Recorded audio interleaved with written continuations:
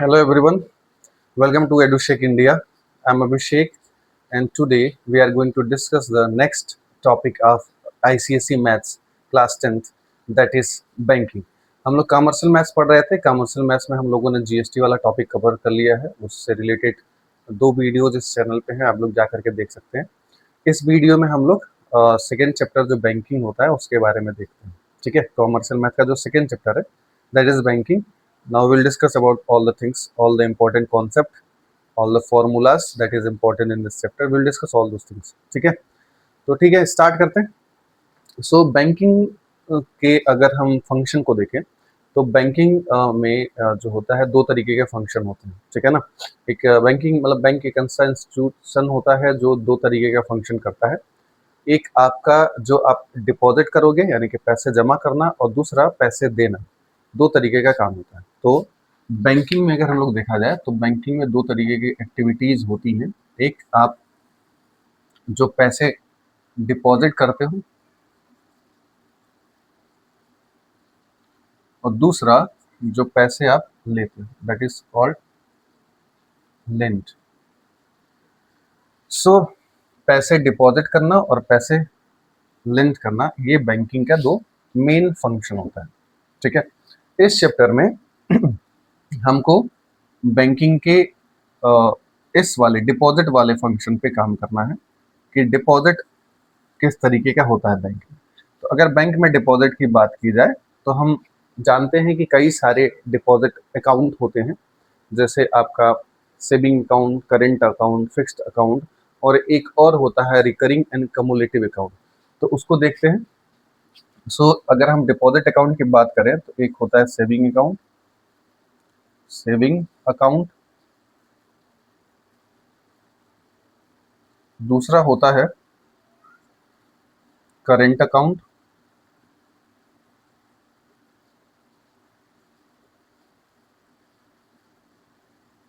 और तीसरा होता है आपका फिक्स्ड अकाउंट,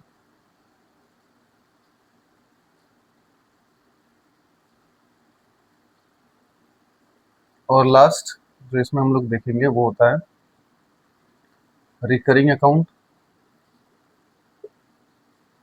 या इसी को हम लोग कुमुलेटिव अकाउंट भी कहते हैं।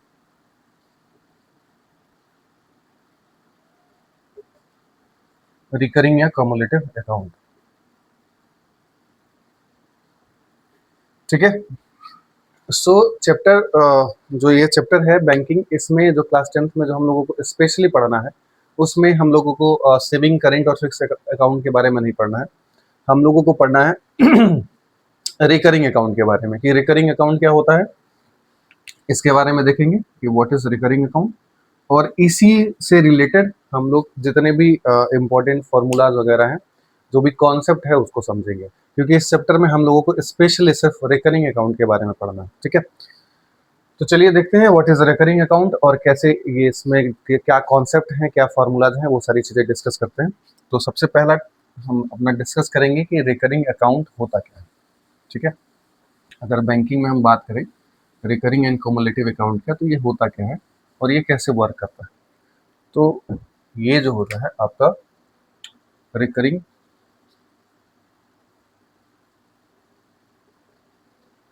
और क्युमुलेटिव अकाउंट जो होता है,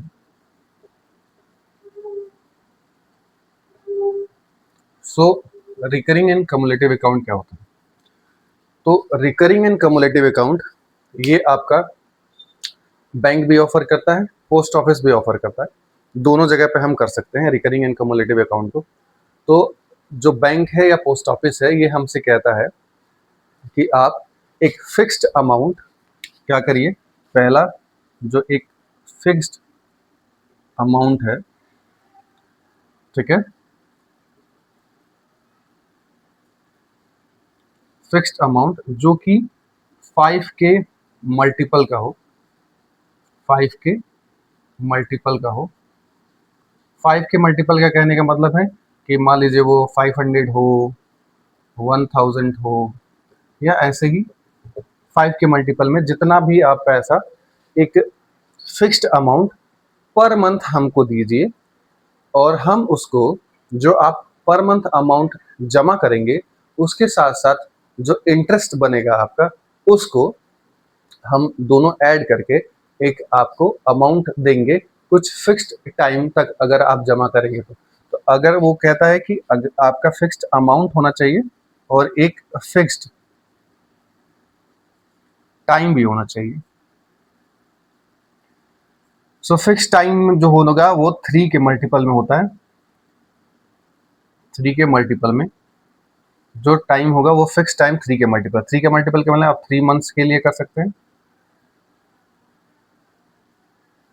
फिर 9 के लिए, या फिर 12 के लिए, या फिर जो भी 18 मंथ्स के लिए, ऐसे ऐसे करके आप 3 के मल्टीपल में 3, 6, 12, 18, 9 ये सारे मंथ्स के लिए आप कर सकते हैं। तो रिकरिंग अकाउंट एक ऐसा अकाउंट होता है जिसमें हम लोग एक fixed amount per month bank को या पोस्ट ऑफिस को जमा करते हैं, जो कि अमाउंट 5 के मल्टीपल में होना चाहिए, और फिक्स्ड टाइम के लिए जो टाइम होगा वो 3 के मल्टीपल में होना चाहिए। अगर हम जमा करते हैं तो बैंक हमको जो हम अमाउंट जमा कर रहे हैं पर मंथ वो तो देगा ही देगा, उसके साथ साथ कुछ इंटरेस्ट देगा, ठीक है ना।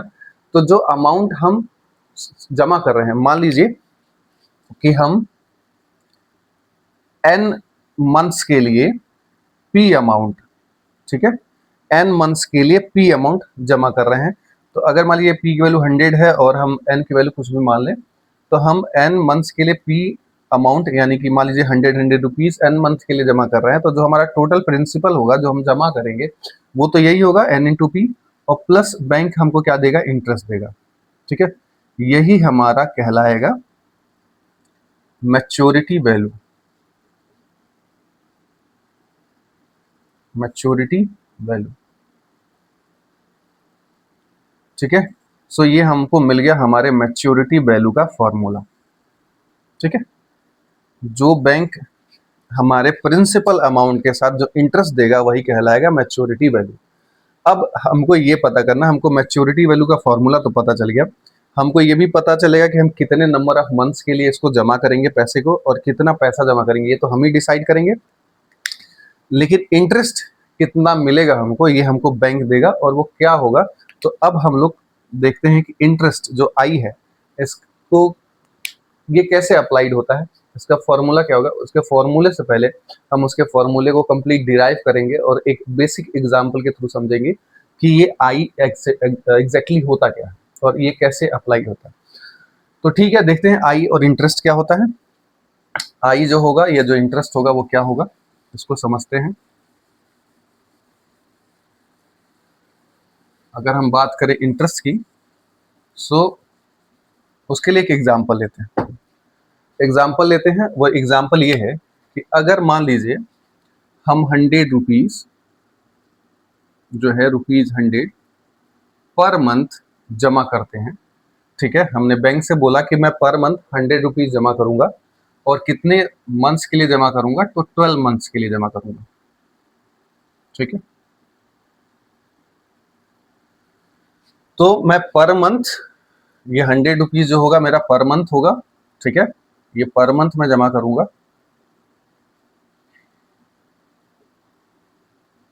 और कितने मंथ्स के लिए जमा करूंगा, 12 मंथ्स के लिए जमा करूंगा, ठीक है।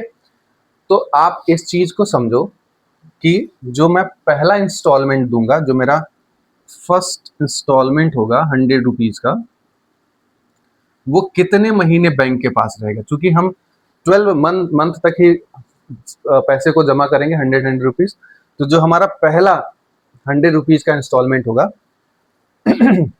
वो जो होगा वो बैंक के पास 12 मंथ तक रहेगा, 12 मंथ्स तक रहेगा।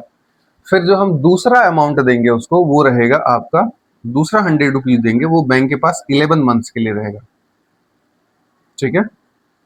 फिर हम तीसरा अमाउंट अगर देंगे उसको 100 रुपीज का, तो वो 10 मंथ्स के लिए बैंक के पास रहेगा, ठीक है। इसी तरीके से हम देखेंगे जो हमारा लास्ट इंस्टॉलमेंट होगा 100 रुपीज का, वो बैंक सिर्फ अपने पास 1 मंथ के लिए रखेगा, 1 मंथ के लिए रखेगा। तो हम ये देखें, अगर इस चीज को समझें कि ये 100 रुपीज 12 मंथ भी रख रहा है, फिर दूसरा 100 रुपीज 11 मंथ रख रहा है, फिर यही 100 रुपीज वो 10 मंथ रख रहा है, फिर ऐसे करते करते वो 100 रुपीज 1 मंथ रख रहा है।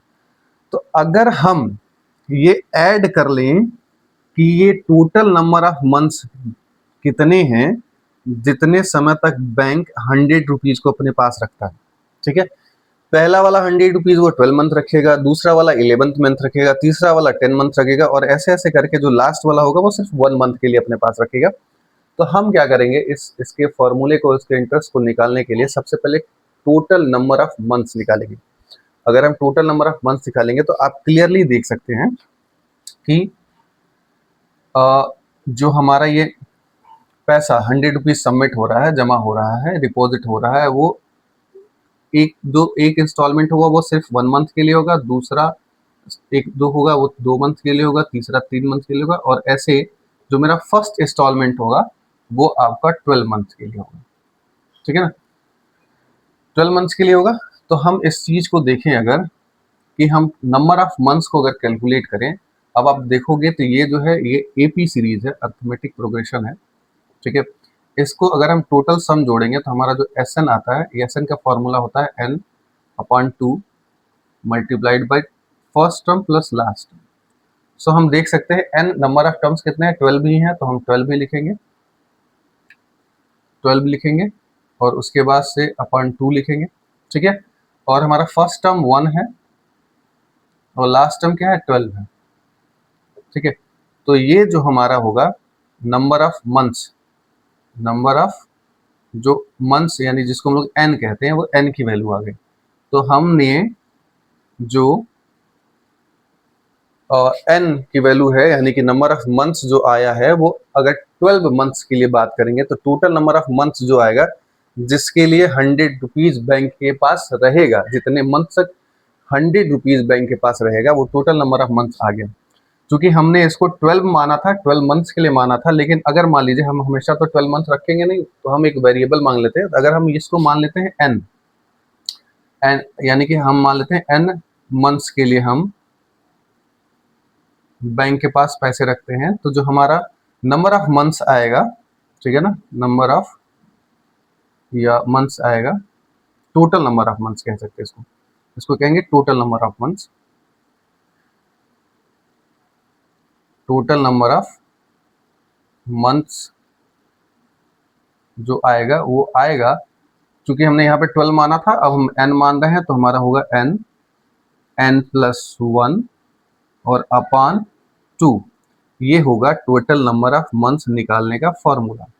अगर हम n को मान लेते हैं 12 तो 12 लगा देंगे, अगर मान लेते हैं 18 तो 18 लगा देंगे, अगर मानते हैं 24 तो 24 लगा देंगे। यही होगा टोटल नंबर ऑफ मंथ जितने समय तक बैंक के पास हमारा जो फिक्स्ड अमाउंट है, जो इंस्टॉलमेंट है, ये आप कह सकते हो, वो बैंक के पास रहेगा। तो हमको नंबर ऑफ मंथ्स यहाँ से मिल गया। अब हम इंटरेस्ट कैसे निकालेंगे उसका एक फॉर्मूला उसके लिए फॉर्मूला डिराइव करते हैं। हमको नंबर ऑफ मंथ्स पता है, ठीक है, कि नंबर ऑफ मंथ्स निकालने के लिए फॉर्मूला क्या होता है, ये हमको मिल गया नंबर ऑफ मंथ्स निकालने का फॉर्मूला। अब इसको ध्यान से देखिए, हम मान लेते हैं, ठीक है, कि हम पी अमाउंट जो है, पी अमाउंट बैंक को पर मंथ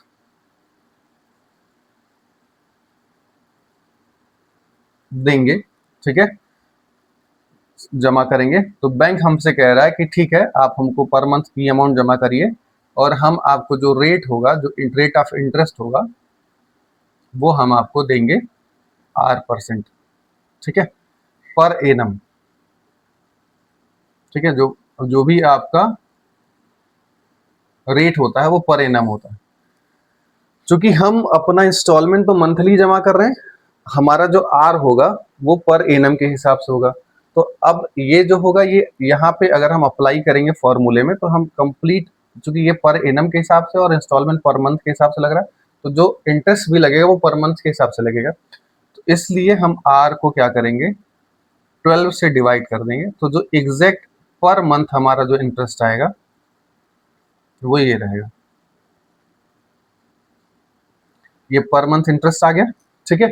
अब हम क्या कर रहे हैं, तो जो हमारा इंटरेस्ट होगा, जो इंटरेस्ट का फॉर्मूला आएगा वो होगा interest I is equal to P amount को, यानी कि प्री प्रिंसिपल को हम कितने समय के लिए बैंक के पास रख रहे हैं, कितने मंथ्स के लिए बैंक अपने पास रखेगा, तो n+1 मंथ्स के लिए अपने पास रखेगा अपॉन 2, और कितना रेट होगा, चूंकि बैंक ने बोला R% देंगे पर एनम, तो वो R/12 हो जाएगा आपका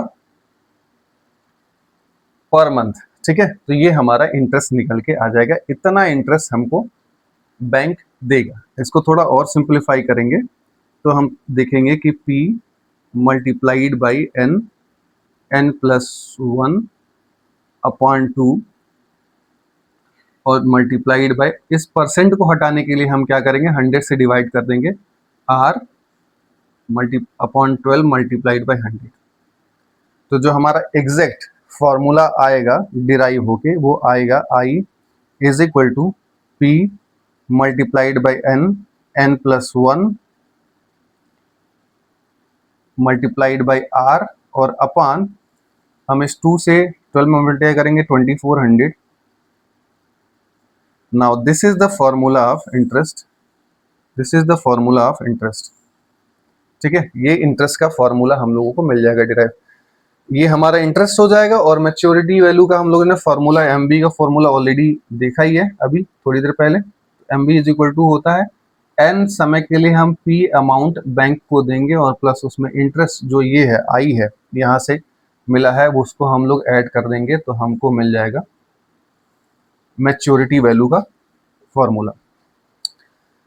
इस चैप्टर में यही 2 फॉर्मूलाज हैं जो कि आपके लिए काफी इंपॉर्टेंट है। ठीक है, और इसी पे बेस्ड सारे क्वेश्चंस लगेंगे।